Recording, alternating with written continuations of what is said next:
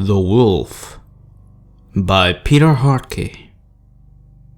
Gore moved slowly, his powerful hunches flexed as he crept low to the ground. His ears flattened back against his massive head, he paused in the shadows, raising his nose and taking in the scent of the air. A low, deep growl emanated from his chest as his eyes watched the small house in the clearing before him. His blood-red eyes glowed brightly in the light that came from the back porch lamp, though he stayed hidden in the shadows right beyond the reach of the illumination. His fur bristled as he lowered into a laying position, his massive paws leaving long grooves in the soft dirt as they stretched out before his hulking frame. He lay and watched the house, his ears perked and his eyes unblinking. Above the house, the large flat silver sphere of the full moon bathed the clearing in an eerie light. The slight breeze that blew ran softly across his face, bringing the scents from the house which lay downwind of him. His tail twitched impatiently behind him, making soft rustling noises against the leaves on the ground. A soft whine which he seemed unable to control highlighted each breath that he took. His demeanour stiffened as he sensed a movement in the house that was followed by a soft shadow passing inside of a large picture window that was on the side of the home Gore watched from. He turned his head, dark eyes examining the clearing before rising to his feet again. Sinking low, he left the shadows and ran quickly for a small patch of bushes about 10 yards from the dwelling. His long legs and lithe body chewing up the ground quickly as he bridged the gap. He hunkered down in the ample cover the bushes provided, panting softly in anticipation. His black lips curled into a snarl as he again saw a shadow move in the house. He sniffed loudly at the air before raising his snout into the air and letting loose a blood-curdling howl. It had the effect the beast expected. A brighter light came on in the house and the curtains covering the window parted. Gore could see the woman's face peering out into the night, and he could smell the first traces of fear in her scent as it drifted to him through the open window. "Steve!" she called back into the room. "What was that? Was that a dog?" He heard the one she called Steve mumble a reply. "Steven!" she yelled. "I'm telling you, I think something's out there." Another mumbled reply, then the woman again.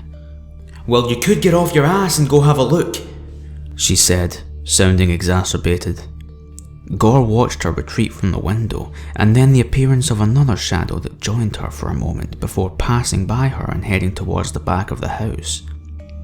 The beast watched, rising on its powerful legs, his body coiled tight like a spring, trembling in need and anticipation. Steve unlocked and opened the back door, scowling back at his girlfriend Julie. She had taken perch by the window, and the beast could see her pale, frightened face peering through the glass. "I don't see anything," Steve called back into the house to her, hoping against hope that she would put an end to it, but knowing Julie, it wasn't likely to. "Stephen Harris," she replied, using his full name. "You heard it too, something is out there." Steve sighed, and knew he wasn't going to get around it without at least checking outside. He stepped out onto the back step, looking up at the full moon for a moment before peering around the yard. He walked slowly down the steps, glancing back at the house and wondering how far he had to go to make Julie happy. Gore watched him, thick saliva now dripping in a steady patter down his fangs and from his tongue. The man's scent reached his nose and mingled with the sweet smell of fear that still emanated from the woman. His body shook with the effort of keeping still. Every instinct he had wanted to attack, to savage, his brain buzzing with the need. Steve reached the bottom of the steps and glanced around the yard before taking another look back at the house. He started to call back to Julie that he didn't see anything when he heard a noise from the bushes. Gore waited till the man cleared the bottom of the steps and had walked around the railing before he pounced. His strong body uncoiled like a spring as he leapt free of the bushes. his form an inky black silhouette against the moonlight as he seemingly flew through the cool night air, landing within feet of the man. Steve's eyes first winced in shock and then fear as he saw what had suddenly, as if by magic, appeared right in front of him. It was something from a nightmare, something from a horror movie. Even though he saw it, and clearly saw it thanks to the full moonlight and the glow cast from the back porch light, his mind refused to accept what his eyes were showing him. It looked like a dog, a big dog, or maybe a wolf. Steve wasn't sure, but he knew it wasn't either. But it was the only thing his mind could relate it to. It was too big. Its front legs, thick and muscular, ended in paws that looked more like hands, each finger tapping into the crescent points of sharpened claws. It was slung down low on all fours, its fervid red eyes fixed unwaveringly on Steve, its large head framed by massive powerful shoulders surrounded by black matted fur, its wide snout opening and closing revealing pristine white fangs, thick strands of saliva, the consistency of mucus, formed in pools on the ground. Gore growled deeply in his chest as he drew slowly closer to the man. Julie screamed from the house and Steve joined her, making a high-pitched shrill sound that seemed to spur the frenzy and bloodlust that was building in the beast. The scent of fear and urine was thick in the air now as Steve's bladder released, a dark stain appearing across the front of his pants. Gore drank it in greedily, unable to resist anymore, howling as he leapt at the petrified man. The man brought his right arm up by instinct to protect himself. Gore's mammoth jaws clamped onto Steve's forearm, his monstrous teeth shredding bone and tissue and severing his arm from just below the elbow in one bite. Blood sprayed in large, violent splashes across Gore's face and onto the lawn, turning them crimson as the beast shook his head, tearing at his prize for just a moment before tossing it away and refocusing on the screaming man, the taste of fresh claret driving his appetite. Steve was in complete hysteria, the mangled stump on his arm spewing blood in long red rivers. He tried to turn and get back to the house, but Gore was on him again. The beast leapt onto Steve's back, digging his fangs deeply into his left shoulder and taking the man to the ground, slowly savaging him.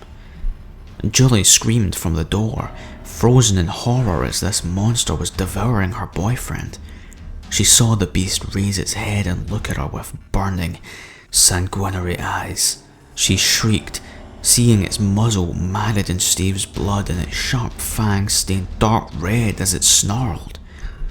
Julie's heart froze in terror, and though her mouth moved, no sound came out. She spun on her heel and ran back to the house, slamming the door closed behind her. Gore watched her go, snarling. With one sweep of his colossal paw, his jagged claws cut neatly through Steve's neck, severing his head cleanly. It rolled away in a drizzled mist of crimson spray. The beast leapt from his prey, circling back around the house and launching himself at the large window from where Julie had peered earlier. A storm of glass and wood rained into the house as the beast came through, tearing the curtains down as his heavy body landed on the floor of the living room. He saw the woman on the floor, kneeling, facing him, trying to dial the phone she held in her trembling hands. He let his gaze fix on her with predatory cast, his breath coming in short, harsh, saliva-spewing snorts as he slowly advanced on his victim. Julie dropped the phone, pressing herself tightly against the wall, unable to look away from the monster as it drew ever closer. She screamed in terror, and Gore launched and attacked. Julie grabbed the remote and paused the movie they had been watching. "Do you hear that?" she asked her boyfriend Steve. She leaned over to check on her little chihuahua pup, who was laying on the floor at her feet. The dog was making small yipping sounds mixed with soft barks, his little legs moving quickly. "Aw, look, Steve, I think Gore's dreaming," she said. "I bet he's out chasing bunnies." Steve looked down at the sleeping pup and laughed. "He's a crazy one. Look at his mouth work," he said. "Go get him, boy." They both giggled at how cute he was. Still deep in his dream, Gore's jaws closed on the woman's throat, and his tongue was now bathed in her sweet blood.